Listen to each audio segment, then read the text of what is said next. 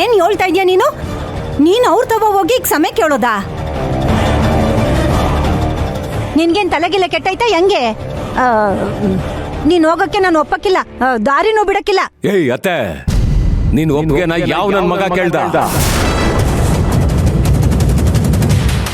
ಮರ್ಯಾದೆಯಿಂದ ದಾರಿ ಬಿಟ್ರೆ ಸರಿ, ಇಲ್ಲ ಅಂದ್ರೆ ವಯಸ್ಸಲ್ಲಿ ದೊಡ್ಡೋಳು ಅಂತಾನು ನೋಡಲ್ಲ.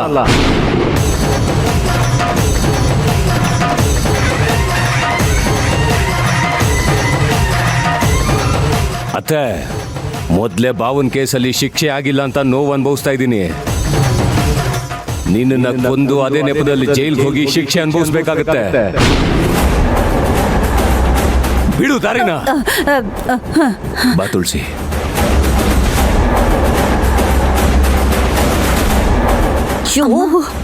ಏನಮ್ಮ ಇದು? ಈ ಮಾವ ಹೋಗಿ ಕ್ಷಮೆ ಕೇಳ್ಬಿಟ್ರೆ ನಮ್ ಪ್ಲಾನ್ ಎಲ್ಲ ಫ್ಲಾಪ್ ಆಗೋಗತ್ತಲ್ಲಮ್ಮ. ಏನ್ ಮಾಡೋದು ಅಂತಾನೆ ಗೊತ್ತಾಯ್ತಿಲ್ವಲ್ಲೇ. ಬಾಬಾ ಬಾಬಾ, ಅಣ್ಣ ಅಣ್ಣ,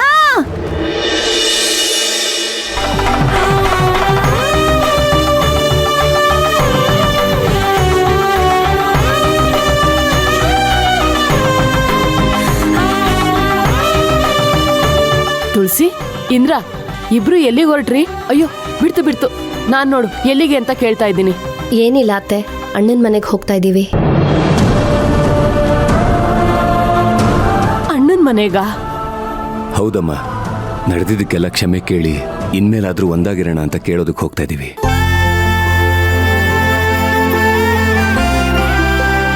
ಅಯ್ಯೋ, ಎಂತ ಒಳ್ಳೆ ಸುದ್ದಿ ಹೇಳ್ದ್ಯಪ್ಪ. ನಾನು ಈಗ ತಾನೇ ಆ ದೇವ್ರ ಹತ್ರ ಅದನ್ನೇ ಕೇಳ್ಕೊಂಡ್ ಬಂದೆ. ಆದಷ್ಟು ಬೇಗ ನಮ್ಮೆರಡೂ ಕುಟುಂಬನ ಒಂದ್ ಮಾಡಪ್ಪ ತಂದೆ ಅಂತ. ಆ ದೇವ್ರು ನನ್ ಕೋರಿಕೆನ ಇಷ್ಟ ಬೇಗ ಈಡೇರಿಸ್ತಾನೆ ಅಂತ ಅನ್ಕೊಂಡಿರ್ಲಿಲ್ಲ. ಸರಿ ಹೊರಡಿ. ಒಳ್ಳೆ ಕೆಲ್ಸಕ್ಕೆ ತಡ ಮಾಡಬಾರ್ದು. ನೀವು ಬರೋವಾಗ ಒಳ್ಳೆ ಸುದ್ದಿ ತರ್ತೀರಾ ಅಂತ ಕಾಯ್ತಾ ಇರ್ತೀನಿ. ಸರಿ ಅತ್ತೆ, ನಾವು ಹೋಗಿ ಬರ್ತೀವಿ. ಒಂದ್ ನಿಮಿಷ ಇರು.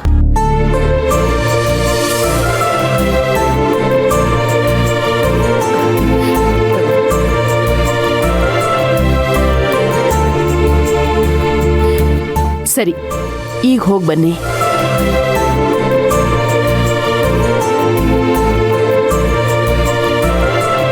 ಅಪ್ಪ ದೇವ್ರೆ,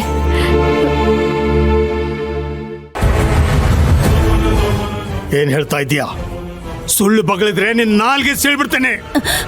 ಅಯ್ಯೋ, ಎಲ್ಲಾದ್ರೂ ಉಂಟೆ ಅಣ್ಣ. ಈಗ್ಲೇ ನಿನ್ ಪಾಪ ತಡ್ಕೊಳಕ್ಕಾಗ್ದೆ ಒದ್ದಾಡ್ತಾ ಇದ್ದೀನಿ. ನೀನ್ ಯಾವಾಗ ನಮ್ಮನ್ನ ಅರ್ಥ ಮಾಡ್ಕೊಂಡು ಕ್ಷಮಿಸ್ತೀಯೋ ಅಂತ ತುದಿಗಾಲ್ನಾಗ ನಿಂತ್ಕೊಂಡು ಕಾಯ್ತಾ ಇವ್ನಿ. ಅಂಥವಳು ಹೋಗಿ ನಿಂತವ ಸುಳ್ಳು ಹೇಳ್ತೀನ? ನಮ್ ತಾಯಿ ಅಣೆಗೂ ನಾನು ಹೇಳ್ತಾ ಇರೋದು ಸತ್ಯ ಅಣ್ಣ.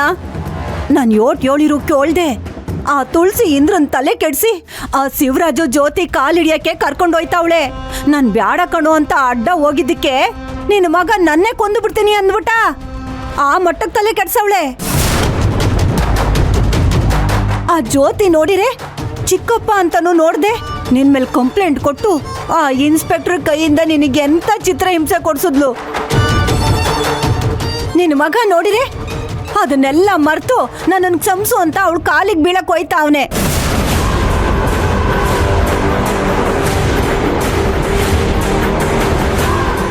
ಹೌದು ಮಾವ, ಇದನ್ನೆಲ್ಲ ನೆನ್ಸ್ಕೊಂಡ್ರೆ ನನ್ ಕಣ್ಣಲ್ಲೇ ರಕ್ತ ಬರುತ್ತೆ. ಆದ್ರೆ ನಿಮ್ಮಗ ಇದನ್ನೆಲ್ಲ ಮರ್ತು ಅಪ್ಪನ್ಗಿಂತ ಭಾವನೆ ಹೆಚ್ಚು ಅಂತ ನಿಮ್ಗೊಂದ್ ಮಾತು ತಿಳಿಸಿ ಹೋಗ್ಬಿಟ್ಟ ನೋಡಿ.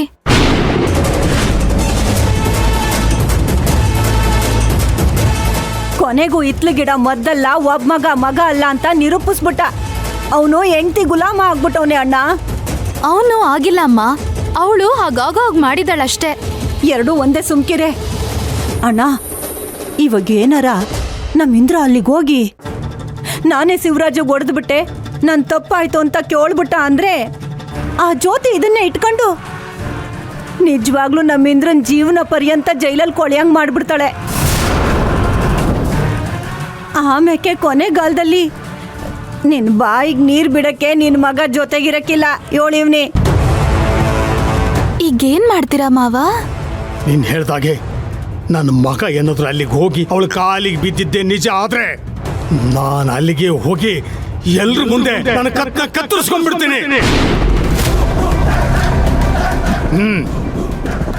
ಅಯ್ಯೋ ಅಣ್ಣ ಅಣ್ಣ ಅಮ್ಮ ನಡಿಯಮ್ಮ ಹೋಗೋಣ. ಬ್ಯಾಡ ಕಣೆ, ನೀನ್ ಇಲ್ಲೇ ಇರು. ನನ್ನ ಪಿಲ್ಲಾನು ಕೆಲಸ ಮಾಡ್ತಾ ಅದೆ. ನಾನು ಅಲ್ಲಿಗೆ ಹೋಗಿ ಏನಾಯ್ತು ಅಂತ ವಿಷಯ ತಿಳ್ಕೊಂಬರ್ತೀನಿ. ಹಾ ಸರಿ.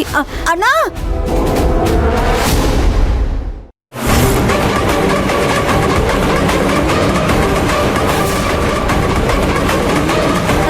ಅಣ್ಣ ಅಣ್ಣ ಅಯ್ಯೋ, ನಮ್ಮಣ್ಣ ದಿಟ್ಟವಾಗ್ಲೂ ಮಚ್ಚಿಡ್ಕೊಂಡು ಹೋಯ್ತಾವನೆ. ಮಾತೆತ್ತಿರೆ ಸಾಕು, ತಂದೆ ಮಕ್ಕಳಿಬ್ರು ಮಚ್ಚಿಡ್ಕೊಂಡು ಹೋಗ್ಬಿಡ್ತಾರೆ. ಏನು ಮಾಡಕ್ಕಿಲ್ಲ. ದೇವ್ರೆ, ಈ ಸಲನಾದ್ರೂ ಯಾರ ತಲೆನಾರ ಬೀಳಂಗ್ ಮಾಡಪ್ಪ. ಅಣ್ಣ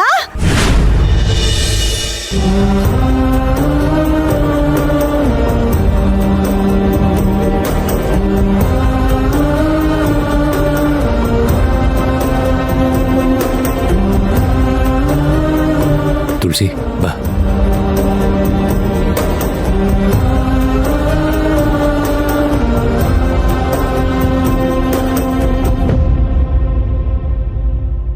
ತುಳಸಿ, ನಿಮ್ಮ ಅಣ್ಣನ ಕರಿ.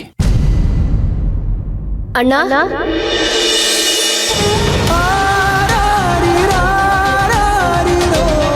ಅಣ್ಣ ಪುಟಿ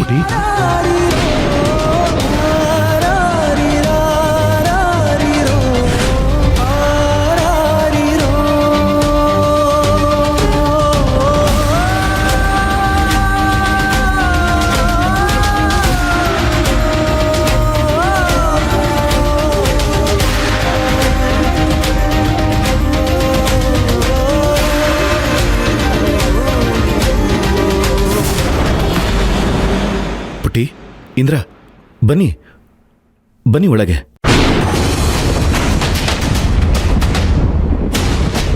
ನಿಂತ್ಕೊಳ್ಳಿ ಅಲ್ಲಿ.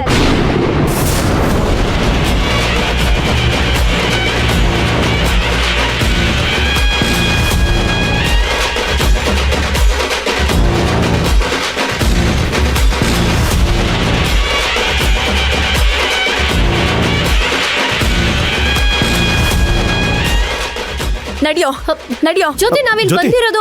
ತುಳಸಿ, ನೀವ್ ಯಾಕೆ ಇಲ್ಲಿ ಬಂದಿದ್ದೀರಾ ಅಂತ ಚೆನ್ನಾಗ್ ಗೊತ್ತು. ಗಂಡ ಕೊಲ್ಲೋಕ್ ನೋಡ್ತಾನೆ, ಹೆಂಡತಿ ಕಾಪಾಡಂತ ಬೇಡಕ್ ಬರ್ತಾಳೆ. ಅಣ್ಣನ ಸಾವಿನ ದೌಡೆಗೆ ನುಗ್ದೊಂದ್ ಪಕ್ಕದಲ್ಲಿ ನಿಂತಿದ್ಯಲ್ಲ, ನೀನು ಒಬ್ಬ ತಂಗಿನ. ಜ್ಯೋತಿ, ಮಾತಾಡ್ಬೇಡಿ. ನೋಡು ತುಳಸಿ, ನೀವ್ ಎಷ್ಟೇ ನಾಟಕ ಆಡಿದ್ರು, ದೇವ್ರೆ ಎಳೆದ್ ಬಂದ್ರು ನಿನ್ ಗಂಡನ್ ಕಾಪಾಡೋದಕ್ಕೆ ಸಾಧ್ಯನೇ ಇಲ್ಲ.